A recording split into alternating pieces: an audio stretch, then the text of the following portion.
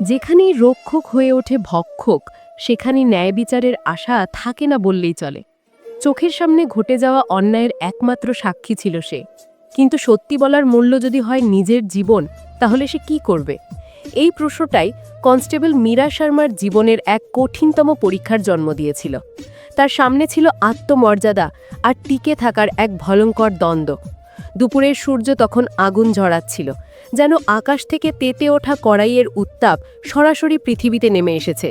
পুলিশের জিপের ভেতর কনস্টেবল মীরা শর্মার কপাল বিন্দু বিন্দু ঘামে ভিজে গিয়েছিল।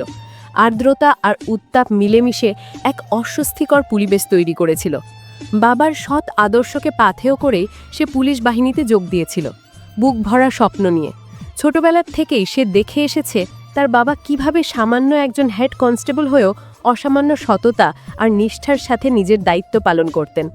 তার কাছে উর্দি ছিল ন্যায়ের প্রতীক, মানুষের ভরসার আশ্রয়। কিন্তু ট্রেনিংয়ের সুশৃঙ্খল বইয়ের পাতার জগৎ আর বাইরের কঠিন বাস্তবতার পার্থক্যটা সে প্রথম দিন থেকেই টের পাচ্ছিল। এই জগৎটা যেন সম্পূর্ণ ভিন্ন এক গ্রহের মতো। তার সিনিয়র হামিলদার অজয় সিং এক হাতে স্টিয়ারিং ধরে অন্য হাতে ফোনে কারোর সাথে কর্কশ গলায় ঝগড়া করছিলেন। তার কথায় টাকার হিসাব, হুমকির মিশ্রণ আর অশ্লীল গালাগালি শুনে মীরার অস্বস্তি হচ্ছিল। অজয়ের ভুঁড়িটা সিটের ওপর আলগা হয়ে ছড়িয়েছিল, তার মুখের ঘামের দানাগুলো রোদের আলোয় চিকচিক করছিল। মীরা এক পলক তার দিকে তাকিয়ে কিছু বলতে গিয়েও থেমে গেল। একজন নতুন হিসাবে, সবেমাত্র ট্রেনিং শেষ করা একজন কনস্টেবল হিসাবে সিনিয়রকে উপদেশ দেওয়ার সাহস তার ছিল না। চুপ করে সব হজম করাই যেন অলিখিত নিয়ম। গ্রাম্য বাজারের কাছাকাছি আসতেই অজয় সিং একটি সংকীর্ণ মোড় ঘুরতে গিয়ে নিয়ন্ত্রণ হারিয়ে ফেললেন। তার সমস্ত মনোযোগ ছিল ফোনেই। মীরা কিছু বুঝে ওঠার আগেই তীব্র ঝাঁকুনি দিয়ে জিপটা সজোরে ধাক্কা মারল রাস্তার পাশে দাঁড়িয়ে থাকা একটি পুরনো বিবর্ণ টেম্পোকে। সংঘর্ষের শব্দটা ছিল কানের পর্দা ফাটানোর মতো তীব্র। টেম্পোটি সবজিতে বোঝাই ছিল, টাটকা লাই টমেটো, সবুজ বেগুন আর লঙ্কা। চালকের আসনে বসে একজন 50 ঊর্ধ্ব কৃষক হয়তো সারাদিনের বেচাকেনা শেষে বাড়ি ফেরার প্রস্তুতি নিচ্ছিলেন। মুখে ছিল ক্লান্তির ছাপ। সংঘর্ষের তীব্রতায় টেম্পোটে একদিকে হেলে পড়ল, আর মুহূর্তের মধ্যে কৃষকের সমস্ত পুঁজি, তার সারাদিনের পরিশ্রমের ফসল, শত শত টাটকা টমেটো, বেগুন আর সবুজ লঙ্কা রাস্তায় ছড়িয়ে পড়ল। মনে হলো যেন কেউ এক সবুজ আর লালের এক বিশাল গালিচা বিছিয়ে দিয়েছে পিচের রাস্তার ওপর। টায়ার ফাটার মতো তীব্র শব্দের পর নেমে এলো এক আশ্চর্য নীরবতা। কৃষকটি হতবম্ব হয়ে তার নষ্ট হয়ে যাওয়া ফসলের দিকে তাকিয়ে রইল। চোখ দুটোতে ছিল এক গভীর শূন্যতা। তার চোখের সামনেই তার স্বপ্ন আর পরিশ্রম মাটিতে মিশে যাচ্ছিল। পায়ের তলায় পিষ্ট হচ্ছিল তার বেঁচে থাকার অবলম্বন। মীরা স্পষ্ট বুঝতে পারছিল এই দুর্ঘটনার জন্যে অজয় সিংয়ের বেপরোয়া চালানায় দায়। তার বুকটা এক অজানা আশঙ্কায় কেঁপে উঠল। এই ঘটনার ভয়াবহতা এবং তার সম্ভাব্য পরিণতি তাকে বিচলিত করে তুলল। গাড়ি থেকে নামার সাথে সাথে হামিলদার অজয় সিংয়ের ভেতরের ধূর্ত মানুষটা জেগে উঠল। নিজের ভুল ঢাকার জন্য সে আক্রমণের পথ বেছে নিল। এটাই যেন তার বহুদিনের অভ্যাস। সে টেম্পোর চালকের দিকে তেড়ে গিয়ে চিৎকার করে বলল, চোখে দেখতে পাস না? রাস্তার মাঝখানে গাড়ি দাঁড় করিয়ে রেখেছিস কেন? তোর লাইসেন্স আছে? বের কর। তার কর্কশ চিৎকারে আশেপাশের দোকানদার আর পথচারীরা দ্রুত জড়ো হয়ে গেল, কিন্তু সবাই নিরাপদ দূরত্ব বজায় রাখল। উর্দির সাথে বিবাদে জড়াতে কেউ চায় না। সবাই জানে এর ফল কি হতে পারে। গরিব কৃষকটি ভয়ে কাঁপতে কাঁপতে হাত জোড় করে বলল, হুজুর, আমি তো রাস্তার একদম পাশেই ছিলাম, আপনি তো ফোন দেখতে দেখতে এসেছেন। কথা শেষ করার আগেই অজয় তার কলার চেপে ধরল। কৃষকের রোগা শরীরটা তার হাতের মুঠোয় যেন অসহায়ভাবে কাঁপছিল। আমার সাথে মুখে মুখে তর্ক করছিস? সরকারি গাড়ির কত ক্ষতি হয়েছে দেখেছিস? তোর মতো 10টা ড্রাইভারকে আমি বিনা কারণে ভেতরে ঢুকিয়ে দিতে পারি। চুপচাপ যা বলছি শোন। অজয় ক্ষমতার এই নগ্ন আস্ফালন দেখে মীরা স্তব্ধ হয়ে গেল। তাকে ট্রেনিংয়ের সময় শেখানো হয়েছিল দুর্ঘটনা ঘটলে কিভাবে শান্তভাবে পরিস্থিতি সামাল দিতে হয়, আহতদের সাহায্য করতে হয় এবং নিরপেক্ষভাবে তদন্ত করতে হয়। কিন্তু এখানে তার সিনিয়র অফিসার নিজেই আইন ভাঙছিলেন, উল্টে এক নিরপরাধ মানুষকে ভয় দেখাচ্ছিলেন। কৃষকটি হাত জোড় করে কাঁদতে লাগলো, স্যার, আমার ভুল হয়ে গেছে, এবারের মতো মাফ করে দিন। আমি গরিব মানুষ, আমার সবজিগুলো সব নষ্ট হয়ে গেল। তার কান্না বা অসহায়তা অজয়ের মনে কোনো প্রভাব ফেলল না, বরং সে আরো কঠোর হয়ে বলল, কান্নাকাটি বন্ধ কর। গাড়ির যা ক্ষতি হয়েছে তার জরিমানা তোকেই দিতে হবে। কৃষকটি আটকে উঠে বলল, 5,000 টাকা? স্যার, আমার কাছে তো 500 টাকাও নেই। সারাদিনের যা বিক্রি করেছি সব তো আপনার সামনেই দেখুন। এই বলে সে তার পকেটে থাকা কয়েকটি 100 আর 50 টাকার নোট বের করে দেখালো। অজয় তার হাত থেকে প্রায় ছিনিয়ে নিয়ে টাকাগুলো গুনে দেখল, মাত্র 700 টাকা। সে বিদ্রূপের হেসে টাকাগুলো নিজের পকেটে রেখে বলল, যা, আপাতত এটাই রাখলাম, বাকিটা পরে এসে নিয়ে যাব। তারপর তার শকুনের মতো চোখ পড়ল দুর্ঘটনার সময় পাশ দিয়ে যাওয়া একটি প্রাইভেট গাড়ির ওপর, যার চালক ভয়ে গাড়ি থামিয়ে দৃশ্যটা দেখছিল। অজয় সেই গাড়ির চালকের কাছে গিয়ে জানালার কাছে টোকা দিল। লোকটি কাঁচ নামাতেই অজয় বলল, আপনি তো সব দেখেছেন তাই না? চলুন, থানায় সাক্ষী দিতে হবে, কোর্টে হাজিরা, উকিলের খরচ, অনেক ঝামেলা আছে। কিন্তু গাড়ির চালক একজন সাধারণ চাকরিজীবী, তিনি এই ঝামেলায় জড়াতে চাইলেন না। তিনি মিনতি করে বললেন, স্যার, আমাকে ছেড়ে দিন। অজয় তার দুর্বলতা ধরে ফেলে ইশারায় বুঝিয়ে দিল যে কিছু চা পানির খরচ দিলে ঝামেলা মিটে যেতে পারে।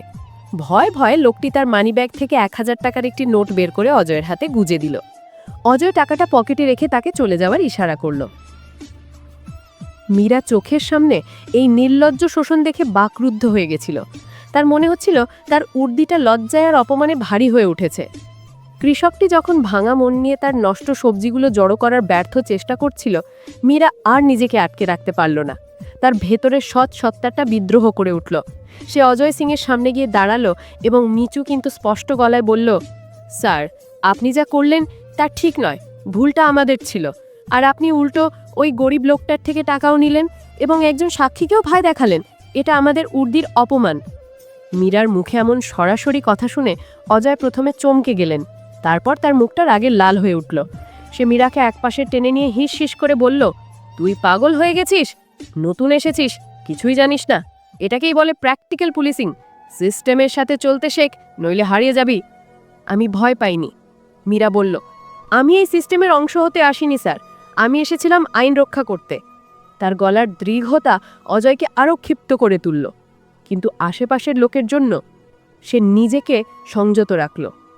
এটি ছিল মীরার প্রথম প্রতিবাদ, তার চাকরির প্রথম দিন সিস্টেমের গভীর পতনের বিরুদ্ধে তার প্রথম পদক্ষেপ।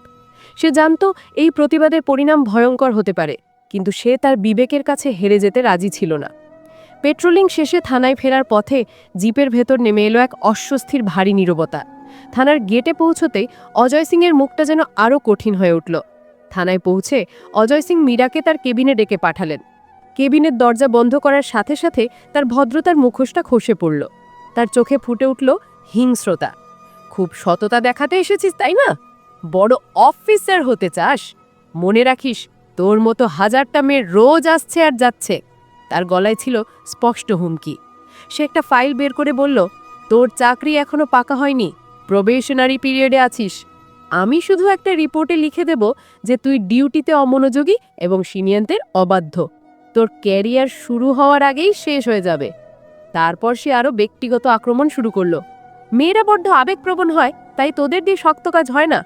যা দেখেছিস চুপচাপ হজম করতে শেখ, নইলে এই লাইনে টিকতে পারবি না। আমি তোর ভালোর জন্য বলছি। অজয়ের প্রতিটি কথা মীরার আত্মসম্মানে আঘাত করছিল। সে শুধু তার ক্যারিয়ার নিয়েই হুমকি দিচ্ছিল না, বরং তার নারীত্ব এবং যোগ্যতা নিয়েও প্রশ্ন করছিল। মীরা বুঝতে পারছিল সে এক ভয়ঙ্কর চক্রের মধ্যে এসে পড়েছে, যেখানে সততার কোনো দাম নেই, আছে শুধু ক্ষমতার দম্ভ আর আপোষের খেলা। কেবিন থেকে বেরিয়ে আসার সময় তার নিজেকে খুব একা আর অসহায় মনে হচ্ছিল। তার স্বপ্ন, তার আদর্শ সবকিছু যেন এক মুহূর্তে ভেঙে পড়ার উপক্রম হয়েছিল। পরের দিন ডিউটিতে গিয়ে মীরা নিজেকে পুরোপুরি বদলে ফেলল। তার মুখে ছিল না কোনো উদ্বেগ বা রাগের ছাপ। সে অজয় সিংয়ের সাথে এমনভাবে স্বাভাবিক ব্যবহার করতে লাগলো যেন গতকাল কিছুই হয়নি। অজয় ভাবল তার হুমকিতে কাজ হয়েছে। মেয়েটি ভয় পেয়ে লাইনে চলে এসেছে। সে মনে মনে হাসল, কিন্তু সে জানত না মীরার মাথায় অন্য পরিকল্পনা ঘুরছে। মীরা বুঝতে পেরেছিল শুধু মুখের কথায় বা অভিযোগে কোনো লাভ হবে না। অজয়ের মতো ধূর্ত লোকের বিরুদ্ধে লড়তে হলে তার হাতে চাই অকাট্য প্রমাণ। দুপুরে চায়ের দোকানে বসে মীরা অত্যন্ত চালাকির সাথে গতকালের প্রসঙ্গটা তুলল। সে এমনভাবে কথা বলতে লাগলো যেন সে অজয়ের কাজে মুগ্ধ। স্যার, কাল আপনি যা করলেন দারুণভাবে সামলেছেন। আমি তো নতুন, এসবের কিছুই বুঝি না। কিভাবে যে ওই ঝামেলা থেকে টাকা বের করলেন যদি একটু শেখাতেন। তার প্রশংসায় অজয়ের অহংকার জেগে উঠল। সে গর্বের সাথে পুরো ঘটনাটা আবার বিশদভাবে বর্ণনা করতে শুরু করলো। কিভাবে সে কৃষকটিকে ভয় দেখিয়েছিল, কিভাবে গাড়ির চালকের দুর্বলতার সুযোগ নিয়েছিল এবং কিভাবে এই সিস্টেম কাজ করে। সে যা বলছিল তা ছিল তার দুর্নীতির নির্লজ্জ স্বীকারোক্তি। মীরা খুব মনোযোগ দিয়ে শোনার অভিনয় করছিল, কিন্তু তার শার্টের ওপরের পকেটে থাকা মোবাইল ফোনের ভয়েস রেকর্ডার তখন নিঃশব্দে অজয়ের প্রতিটি কথা রেকর্ড করে নিচ্ছিল। অডিও রেকর্ডিংয়ের মতো শক্তিশালী প্রমাণ হাতে পাওয়ার পর মীরার সাহস বহুগুণে বেড়ে গেল। কিন্তু তার সামনে ছিল আরও বড় প্রশ্ন, এই প্রমাণ নিয়ে সে কার কাছে যাবে? সে জানত স্থানীয় থানার বড়বাবু SHO হাবিলদার অজয়ের ঘনিষ্ঠ। সেখানে অভিযোগ করলে প্রমাণ নষ্ট হয়ে যেতে পারে এবং বিপদ আরও বাড়তে পারে। তাকে এমন একজনের কাছে যেতে হবে যিনি সৎ, নির্ভীক এবং ক্ষমতার অপব্যবহারকে প্রশ্রয় দেন না। মীরা তার ট্রেনিংয়ের দিনগুলোর কথা মনে করার চেষ্টা করল।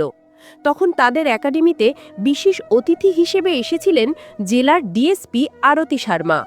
আরতি শর্মা ছিলেন একজন কিংবদন্তি অফিসার, যার সততা এবং কঠোরতার গল্প সবার মুখে ফেরে। মীরার মনে পড়ল ডিএসপি ম্যাডাম নতুন নিয়োগপ্রাপ্তদের উদ্দেশ্যে বলেছিলেন, তোমরা এই বাহিনীর ভবিষ্যৎ। যদি কখনো সিস্টেমের মধ্যে কোনো অন্যায়ের শিকার হও বা সাক্ষী থাকো, ভয় পাবে না, আমার দরজা তোমাদের জন্য সব সময় খোলা। এই কথাটা মীরার মনে নতুন করে আশা জাগালো। সে সিদ্ধান্ত নিল সে ডিএসপি আরতি শর্মার সাথেই দেখা করবে। এটা একটা বিশাল ঝুঁকি ছিল। একজন সাধারণ কনস্টেবল হয়ে সরাসরি ডিএসপির কাছে যাওয়াটা নিয়মের বাইরে। যদি ডিএসপি ম্যাডাম তার কথা বিশ্বাস না করেন, তাহলে তার পরিণাম ভয়ঙ্কর হতে পারে। কিন্তু এই ঝুঁকিটা তাকে নিতেই হতো। সে ডিএসপি অফিসের ঠিকানা জোগাড় করল এবং ডিউটি শেষে উর্দি বদলে সাধারণ পোশাকে একাই সেদিকে রওনা দিল। তার বুকের ভেতরটা ধুকপুক করছিল, কিন্তু তার পদক্ষেপে ছিল এক দৃঢ় প্রতিজ্ঞা। ডিএসপি আরতি শর্মার অফিসের বাইরে দাঁড়িয়ে মীরার বুকটা ভয় আর উত্তেজনায় কাঁপছিল, কিন্তু সে সাহস সঞ্চয় করে ভেতরে ঢুকল। আরতি শর্মা তার সামনে একজন সাধারণ তরুণীকে দেখে কিছুটা অবাক হলেন। মীরা তাকে স্যালুট করে সংক্ষেপে নিজের পরিচয় দিল এবং কোনো ভনিতা না করে পুরো ঘটনাটা খুলে বলল। সে কোনো কিছু না লুকিয়ে অজয় সিংয়ের দুর্ঘটনা ঘটানো থেকে শুরু করে কৃষকের ওপর অত্যাচার, ঘুষ নেওয়া এবং তাকে দেওয়া হুমকি সবকিছু বর্ণনা করল। আরতি শর্মা পাথরের মতো মুখে চুপচাপ সব শুনলেন। তার মুখে কোনো প্রতিক্রিয়া দেখা যাচ্ছিল না, যা মীরাকে আরও চিন্তায় ফেলে দিল। কথা শেষ হলে মীরা তার মোবাইল ফোনটা বের করে বলল, ম্যাডাম, আমার কাছে তার দুর্নীতির স্বীকারোক্তির প্রমাণ আছে। আরতি শর্মা তাকে হাত দেখিয়ে থামিয়ে দিলেন। তিনি মীরার চোখের দিকে সরাসরি তাকিয়ে প্রশ্ন করলেন, তুমি এটা কেন করছো? তুমি তো জানো এর পরিণাম কি হতে পারে। তোমার চাকরি চলে যেতে পারে, তোমার বিপদ হতে পারে। মীরা এক মুহূর্ত না ভেবে নির্ভীক গলায় জবাব দিল, জানি ম্যাডাম, কিন্তু আমি জেনে শুনে আমার উর্দির সাথে বেইমানি করতে পারবো না। আমার বাবাও একজন সৎ পুলিশ ছিলেন, আমি তার সম্মান নষ্ট করতে পারবো না। মীরার চোখের সততা আর গলার দৃঢ়তা আরতি শর্মার মনকে স্পর্শ করল। তিনি বুঝলেন এই মেয়েটি সাধারণ নয়। তিনি ফোনটা হাতে নিয়ে বললেন, রেকর্ডিংটা আমি শুনব। তুমি এখন যাও, আমি যা করার করব। তোমার পরিচয় গোপন থাকবে। ডিএসপি আরতি শর্মা শুধু একজন সৎ অফিসারই ছিলেন না, তিনি ছিলেন একজন বিচক্ষণ রণনীতিকার। তিনি অডিও রেকর্ডিংটা শোনার পর বুঝলেন যে অজয় সিং একা নয়, এর পেছনে হয়তো আরও অনেকে জড়িত। তাই তিনি সরাসরি ব্যবস্থা না নিয়ে একটি ফাঁদ পাতার সিদ্ধান্ত নিলেন, যাতে অপরাধীকে হাতে নাতে ধরা যায়। তিনি মীরাকে আবার ডেকে পাঠালেন এবং তার পরিকল্পনাটা বোঝালেন। তিনি বললেন, শুধু এই একটা প্রমাণ দিয়ে হয়তো সে বেঁচে যেতে পারে। আমরা তাকে এমনভাবে ধরব যাতে সে কোনোভাবেই পালাতে না পারে। পরিকল্পনা অনুযায়ী পরের দিন মীরা আর অজয়ের পেট্রোল রুটে একটি নাট্যময় পরিস্থিতি তৈরি করা হবে। সিভিল ড্রেসে থাকা পুলিশের একটি দল একটি ছোট্ট দুর্ঘটনার নাটক করবে, আর অজয় সিং যখন তার স্বভাব মতো টাকা আদায় করার চেষ্টা করবে, ঠিক তখনই তাকে হাতে নাতে ধরা হবে। মীরাকে এই অপারেশনে একটি গুরুত্বপূর্ণ ভূমিকা দেওয়া হলো। তাকে সম্পূর্ণ স্বাভাবিক ব্যবহার করে অজয়কে গন্তব্যস্থলে নিয়ে যেতে হবে এবং কোনোভাবেই তাকে সন্দেহ করতে দেওয়া যাবে না। মীরার জন্য এটা ছিল এক অগ্নি পরীক্ষা। একদিকে ছিল তার সিনিয়র পার্টনার, যার সাথে সে কাজ করেছে, আর অন্যদিকে ছিল তার আদর্শ। কিন্তু মীরা জানত তাকে কোনটা বেছে নিতে হবে। সে মাথা নেড়ে সম্মতি জানালো। তার বুক কাঁপছিল, কিন্তু সে জানত ন্যায়ের জন্য এই লড়াইটা তাকে লড়তেই হবে। পরের দিনটা ছিল মীরার জীবনের সবচেয়ে কঠিন এবং দীর্ঘতম দিন। তাকে এমন একজনের সাথে হাসি মুখে কথা বলতে হচ্ছিল, যার বিরুদ্ধে সে কিছুক্ষণ পরেই একটি মারাত্মক অপারেশনে অংশ নিতে চলেছে। অজয় কিছুই সন্দেহ করেনি। সে মীরার স্বাভাবিক ব্যবহার দেখে ধরে নিয়েছিল যে মেয়েটি ভয় পেয়ে চুপ হয়ে গেছে। সে মনে মনে হাসল, কিন্তু সে জানত না মীরার মাথায় অন্য পরিকল্পনা ঘুরছে। দুপুরে তাদের কাছে রেডিওতে একটি ছোট্ট দুর্ঘটনার খবর আসলো, ঠিক যেমনটা পরিকল্পনা করা হয়েছিল। অজয় জিপ ঘুরিয়ে গন্তব্যের দিকে রওনা দিল। গন্তব্যে পৌঁছে দেখা গেল দুটো গাড়ির মধ্যে হালকা ধাক্কা লেগেছে এবং চালকরা একে অপরের সাথে তীব্র বচসা করছে। অজয় জিপ থেকে নেমেই তার পুরনো খেলা শুরু করলো। সে দুই পক্ষকেই থানায় নিয়ে যাওয়ার হুমকি দিয়ে তাদের ভয় দেখালো। তারপর আলাদাভাবে দুজনের সাথেই মামলা মিটিয়ে নেওয়ার জন্য দর কষাকষি শুরু করলো। মীরা কিছুটা দূরে দাঁড়িয়ে অভিনয় করছিল যেন সে ভিড় সামলাচ্ছে, কিন্তু তার চোখ ছিল সতর্ক। সে দেখল অজয় একজন আন্ডারকভার অফিসারের থেকে ঘুষের টাকা নিয়ে নিজের পকেটে রাখছে। ঠিক সেই মুহূর্তে মীরা তার কানের মধ্যে থাকা ছোট্ট কমিউনিকেশন ডিভাইসে শুধু একটা শব্দ বলল, এখন। মীরার সংকেত পাওয়ার সাথে সাথে চারদিক থেকে সিভিল ড্রেসে থাকা পুলিশের কর্মীরা বেরিয়ে এসে অজয় সিংকে ঘিরে ফেলল। হাতে নগদ টাকা সহ ধরা পড়ে অজয় সিংয়ের মুখটা দেখতের মতো হয়েছিল। তার দম্ভ, তার অহংকার সব এক মুহূর্তে চূর্ণ হয়ে গেল। সে প্রথমে বিশ্বাসই করতে পারছিল না যে কি ঘটছে। যখন সে ডিএসকে আরতি শর্মাকে দেখল, তখন সে পুরো ব্যাপারটা বুঝতে পারল। তার চোখ মীরার দিকে গেল। সেই দৃষ্টিতে ছিল ঘৃণা আর বিশ্বাসঘাতকতার জ্বালা, কিন্তু মীরা নির্ভয়ে তার দিকে তাকিয়ে রইল। ডিএসপি আরতি শর্মা অজয়ের সামনে এসে কঠোর গলায় বললেন, হাবিলদার অজয় সিং, আপনাকে দুর্নীতি এবং ক্ষমতার অপব্যবহারের অভিযোগে গ্রেপ্তার করা হলো। অজয়ের হাতে হাত কড়া পরানো হলো। যে হাত দিয়ে সে গরিবদের শোষণ করত, সেই হাতেই আজকে কানুনের বেড়ি। মীরা কিছুটা দূরে দাঁড়িয়ে পুরো ঘটনাটা দেখছিল। তার চোখে ছিল এক মিশ্র অনুভূতি, একদিকে দুঃখ আর একদিকে শান্তি। অজয় সিংকে যখন নিয়ে যাওয়া হচ্ছিল, তখন তার দাপুটে চেহারাটা এক অসহায় অপরাধীর মতো দেখাচ্ছিল। ন্যায় বিচারের প্রথম ধাপ সম্পন্ন হয়েছিল। হাবিলদার অজয় সিংয়ের গ্রেপ্তারের খবর দাবানলের মতো থানায় এবং পুরো জেলায় ছড়িয়ে পড়ল। এই ঘটনাটি পুলিশ বিভাগের ভেতরে এক আলোড়ন সৃষ্টি করল। ডিএসপি আরতি শর্মা ব্যক্তিগতভাবে মীরাকে তার অফিসে ডেকে পাঠালেন। তিনি মীরার কাঁধে হাত রেখে বললেন, আজ তুমি শুধু একজন দুর্নীতিবাজকে ধরিয়ে দাওনি মীরা, তুমি এই উর্দির মর্যাদা রক্ষা করেছ। তোমার মতো পুলিশ অফিসারদের জন্যই এই ডিপার্টমেন্টের ওপর মানুষের বিশ্বাস টিকে থাকবে। ভয় পেও না, আমি তোমার সাথে আছি। এই কয়েকটি কথা মীরার সমস্ত ভয়, সমস্ত সংশয় দূর করে দিল। তার চোখ দিয়ে জল গড়িয়ে পড়ল। এটা ছিল তার সততার জয়, তার আদর্শের জয়। কিছুদিন পর মীরা নিজেই সেই গরিব কৃষকটির গ্রামে গেল এবং সরকারের তরফ থেকে পাওয়া ক্ষতিপূরণের চেক তার হাতে তুলে দিল। কৃষকটি তাকে দেখে চিনতে পারল এবং তার চোখের জলে মীরার হাত ভিজে গেল। এই আশীর্বাদটাই ছিল মীরার সবচেয়ে বড় পুরস্কার।